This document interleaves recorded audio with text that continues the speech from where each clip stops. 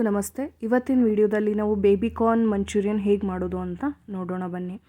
ಅದಕ್ಕಿಂತ ಮೊದಲು ಯಾರೆಲ್ಲ ನನ್ನ ಚಾನಲ್ನ ಸಬ್ಸ್ಕ್ರೈಬ್ ಆಗಿಲ್ಲೋ ಪ್ಲೀಸ್ ಸಬ್ಸ್ಕ್ರೈಬ್ ಆಗಿ ನಿಮ್ಮ ಸ್ಕ್ರೀನ್ ಮೇಲೆ ಕಾಣಿಸ್ತಾ ಇರೋ ಬೆಲ್ ಬಟನ್ ಮೇಲೆ ಕ್ಲಿಕ್ ಮಾಡಿ ಸಬ್ಸ್ಕ್ರೈಬ್ ಮಾಡಿ.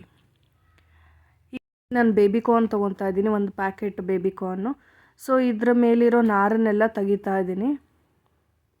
ಇದನ್ನು ತೆಗೆದ್ಮೇಲೆ ಸೈಡ್ ಎಡ್ಜಸ್, ಎರಡೂ ಸೈಡ್ ಎಡ್ಜಸ್ನ ಕಟ್ ಮಾಡಬೇಕು. ಅದನ್ನು ಬಳಸಬಾರ್ದು. ನಿಮಗೆ ಯಾವ ಥರ ಶೇಪಲ್ಲಿ ಬೇಕೋ ಆ ಥರ ಶೇಪಲ್ಲಿ ಕಟ್ ಮಾಡ್ಕೊಳ್ಳಿ. ನಾನಿಲ್ಲಿ 1 ಇಂಚ್ ಇರೋ ಥರ ಸಣ್ಣದಾಗಿ ಕಟ್ ಮಾಡ್ಕೊಂಡಿದ್ದೀನಿ. ನೋಡ್ತಾ ಇದ್ದಾರಲ್ಲ, ಇಷ್ಟು ಕಟ್ ಮಾಡ್ಕೋಬೇಕು. ಆಮೇಲೆ ಈಗ ನಾನು ಒಂದು ಪಾತ್ರೆಯಲ್ಲಿ ನೀರು ಬಿಸಿಗಿಟ್ಟಿದ್ದೀನಿ.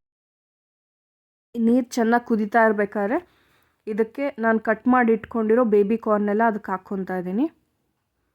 ಇದಕ್ಕೆ 1 ಸ್ಪೂನಷ್ಟು ಉಪ್ಪನ್ನು ಹಾಕ್ಕೋಬೇಕು. ಹಾಕಿ ಮುಚ್ಚಿಡಬೇಕು. ಇದನ್ನು ನಾವು ನೀರಲ್ಲಿ ಕುದಿಸ್ಬೇಕಾಗಿಲ್ಲ. ಬಿಸಿ ನೀರಿಗೆ ಹಾಕಿಡೋದ್ರಿಂದ ಅದರಲ್ಲಿ ಏನೇ ಕೆಮಿಕಲ್ ಇದ್ದರೂ ಅಥವಾ ಹುಳ ಇದ್ದರೂ ಎಲ್ಲ ಕ್ಲೀನ್ ಆಗುತ್ತೆ ಅನ್ನೋದಕ್ಕೋಸ್ಕರ ಅಷ್ಟೇ. ಇಲ್ಲಿ ನಾನು ಕ್ಯಾಪ್ಸಿಕಮ್ ಬಳಸ್ತಾ ಇದ್ದೀನಿ. ಇದನ್ನು ಸ್ವಲ್ಪ ಮೀಡಿಯಮ್ ಉದ್ದಕ್ಕೆ ಕಟ್ ಮಾಡಿ ಇಟ್ಕೊಂಡಿದ್ದೀನಿ ಒಗ್ಗರಣೆಗೆ. ಇಲ್ಲಿ ನಾನು ಅಕ್ಕಿ ಹಿಟ್ಟನ್ನು ಬಳಸ್ತಾ ಇದ್ದೀನಿ. ಹಾಗೆ ಈರುಳ್ಳಿ, ಬೇಬಿ ಕಾರ್ನು ಅದು ಹಚ್ಚಿಟ್ಕೊಂಡು ಒಂದು 10 ನಿಮಿಷ ಅದರಲ್ಲೇ ಬಿಟ್ಟಿದ್ದೆ. ಅದಾದಮೇಲೆ ಅದನ್ನು ಬಸ್ದುಬಿಟ್ಟು ಇಟ್ಕೊಂಡಿದ್ದೀನಿ. ಇಲ್ಲಿ ಖಾರದ ಪುಡಿ ತೊಗೊಂಡಿದ್ದೀನಿ, ಶುಂಠಿ ಬೆಳ್ಳುಳ್ಳಿ ಪೇಸ್ಟು, ಉಪ್ಪು. ಈಗ ನಾನು ಒಂದು ಬೌಲಿಗೆ ಬೇಬಿ ಕಾರ್ನೆಲ್ಲ ಅದಕ್ಕೆ ಹಾಕ್ಕೊತಾ ಇದ್ದೀನಿ. ಇದಕ್ಕೆ ನಾನು 1 ಸ್ಪೂನಷ್ಟು ಉಪ್ಪನ್ನು ಹಾಕ್ಕೊತಾ ಇದ್ದೀನಿ.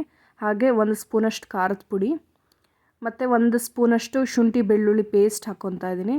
ಇಲ್ಲಿ ಕಡಲೆ ಹಿಟ್ಟು ಸ್ವಲ್ಪ ನೋಡ್ಕೊಂಡು ಹಾಕ್ಕೋಬೇಕಾಗುತ್ತೆ. 1-2 ಸ್ಪೂನ್ ಹಾಕ್ಕೊಂಡು ನೀಟಾಗಿ ಮಿಕ್ಸ್ ಮಾಡಿಕೊಂಡು ಸ್ವಲ್ಪ ನೀರು, ಅಂದರೆ ನೀರು ಚಿಮುಕ್ಸ್ಕೊಳೋ ಥರ ಇರಬೇಕು, ಜಾಸ್ತಿ ನೀರು ಹಾಕಬಾರ್ದು.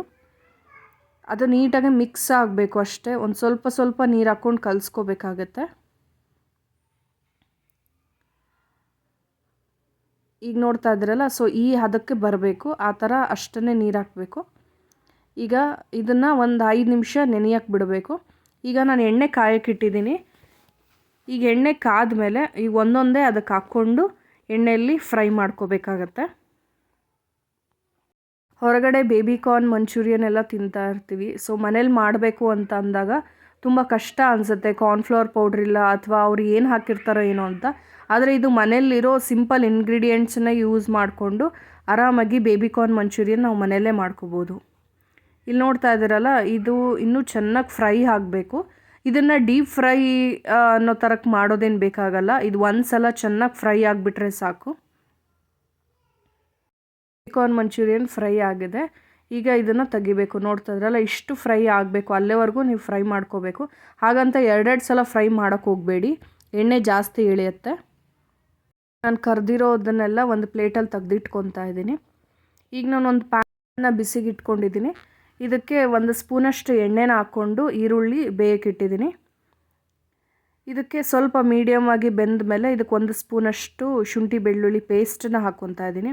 ನೀವು ಅಂಗಡಿಯಲ್ಲಿ ಶುಂಠಿ ಬೆಳ್ಳುಳ್ಳಿ ಪೇಸ್ಟ್ ತೊಗೊಳೋದಕ್ಕಿಂತ ಮನೆಯಲ್ಲೇ ಬೆಳ್ಳುಳ್ಳಿ ಶುಂಠಿನ ಪೇಸ್ಟ್ ಮಾಡಿ ಇಟ್ಕೊಂಡ್ರೆ ನೀವು 1 ತಿಂಗಳಾದ್ರೂ ಇರುತ್ತೆ.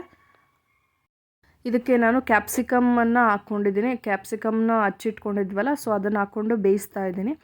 ಇದಕ್ಕೆ ಬೇಗ ಬೇಯಲಿ ಅಂತ 1 ಸ್ಪೂನಷ್ಟು ಉಪ್ಪನ್ನು ಹಾಕ್ಕೊಂಡು ಬೇಯಿಸ್ಕೊತಾ ಇದ್ದೀನಿ. ಈಗ ನೋಡ್ತಿದ್ರಲ್ಲ, ಈರುಳ್ಳಿ ಕ್ಯಾಪ್ಸಿಕಮ್ ಎರಡೂ ಬೆಂದಿದೆ. ಈಗ ನಾನು ಫ್ರೈ ಮಾಡಿ ಇಟ್ಕೊಂಡಿರೋದನ್ನು ಬೇಬಿ ಕಾರ್ನ್ನ ಇದಕ್ಕೆ ಹಾಕ್ಕೊಂಡು 2 ಸ್ಪೂನಷ್ಟು ಟೊಮೆಟೊ ಸಾಸ್ನ ಹಾಕ್ಕೊತಾ ಇದ್ದೀನಿ. ಇದಕ್ಕೆ ನೀವು ಸೋಯಾ ಸಾಸ್ ಕೂಡ ಹಾಕ್ಕೋಬೋದು. ಟೊಮೆಟೊ ಸಾಸ್ ಜೊತೆಗೆ ಸೋಯಾ ಸಾಸ್ನೂ ಬಳಸ್ಬೋದು. ನಾನಿಲ್ಲಿ ಮಕ್ಕಳಿಗೆ ಕೊಡೋದ್ರಿಂದ ನಾನು ಸೋಯಾ ಸಾಸ್ ಬಳಸ್ತಾ ಇಲ್ಲ.